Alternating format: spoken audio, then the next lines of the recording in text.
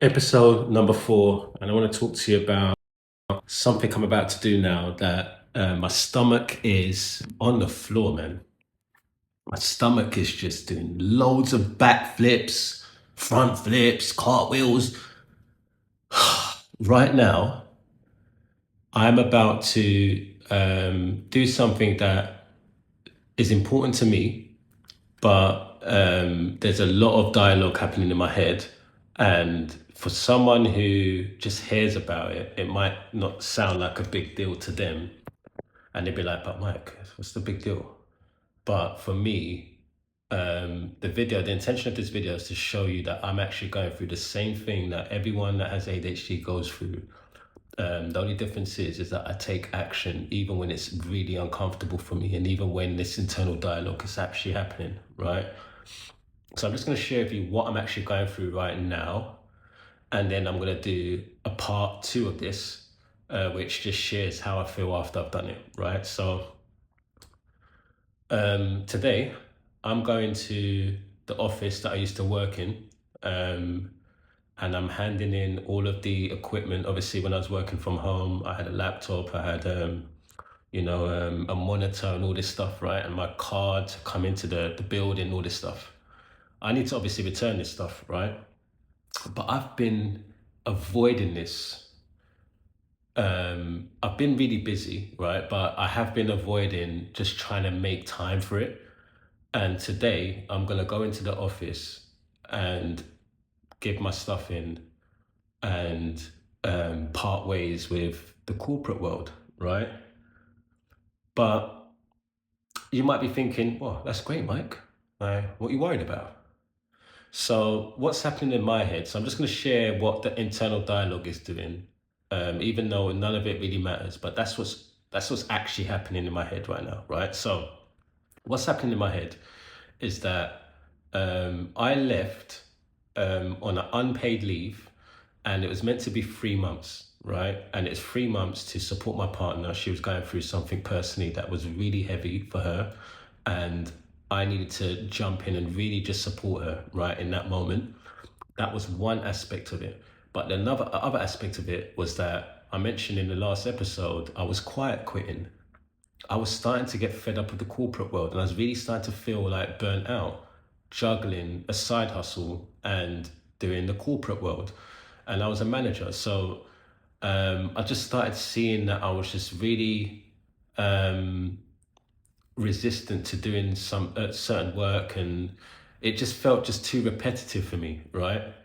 And then I got obviously diagnosed with ADHD in 2024. So leading into the end of 2024, I started really feeling like I started really questioning like my decision making and just like my situation, and like what led me to where I am today, and all this stuff, right, was coming up. So I was starting to go into this almost like a little depression almost. But I just kept going through it, right? And I was burning myself out as well.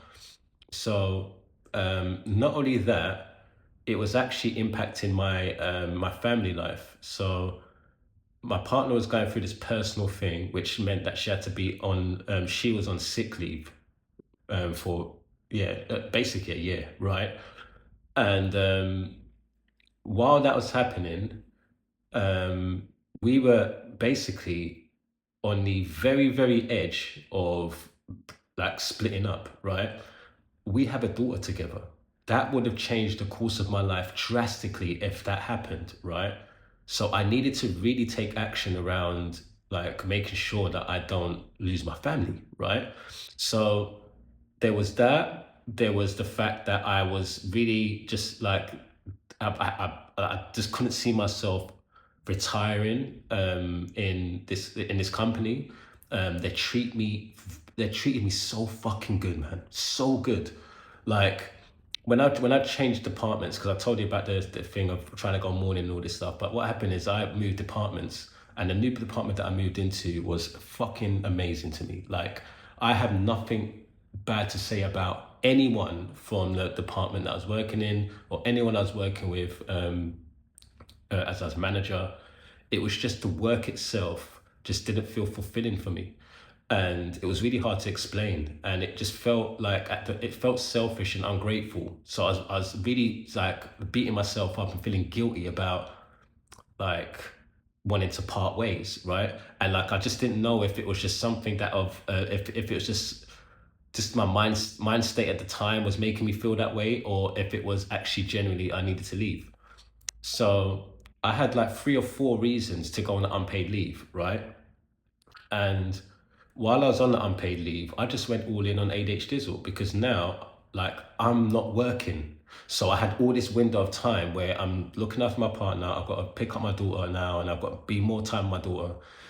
Um, and I've got this time to just look at, do I want to do coaching like full time? So once I got into a few months of the unpaid leave, I was starting to get clients, right? And I was starting to feel like, well, maybe I should just keep going and see if, I could really do this, right? And I just kept going until today, we're 1 year later, and I'm on a 10K month business right now, plus 10K plus business right now. And I've had a lot of like turbulence on this journey, man. This last year has been so turbulent, but it's also been really rewarding as well because I just still took action, even how turbulent it was. I still took action, right? I saved my relationship. I was able to build a business from scratch. I was able to look at my time and say, well, I don't have structure of my time anymore. When I used to go on a 9 to 5, it was this time till this time, break at this time. I left that and I had to work that out myself for my day, right? So how am I going to navigate my day that it doesn't affect my daughter and it doesn't affect my partner, right? And for ADHD, it's just kryptonite being able to do like to have a window of time, like so much space, and not knowing what to do with it. Like, oh, what can I do today, right? It's really hard, right? So then I had to optimize my calendar I had to really make sure that my calendar was solid. And I started to learn how to, schedule and time block and all this stuff. And it helped me obviously massively with getting to where I am today, right? I'm sharing all of this because in reality, everything I felt didn't really. It's not that it didn't matter, but it wasn't the thing that I needed to focus on. What I needed to focus on is the thing that was going to spark joy or just going to be more authentic for me. And what was authentic for me was just that I was changing people's lives that I was working with. And I created course material for the free community, and people saying that they got a lot of value from it, and I didn't charge anything for that. I started learning how to, just be a bit more comfortable being on camera, and like there's a lot of stuff, and like how to not come across salesy on a call because it's not about sales. It's about like I want someone to get an outcome and tell them how I can help them get that right. It's not about me getting money from people. It's about, hey, I think I can help you here. Like this is what I think is going to help you, and this is where my part will be in helping you get there. Like, do you want that support or not? So that's the framing for me. Like it's not, yeah, look how much money I'm getting from people. Like it's not that, right? So I had to learn how to not be attached to the outcome of the money that I can make from the business, right?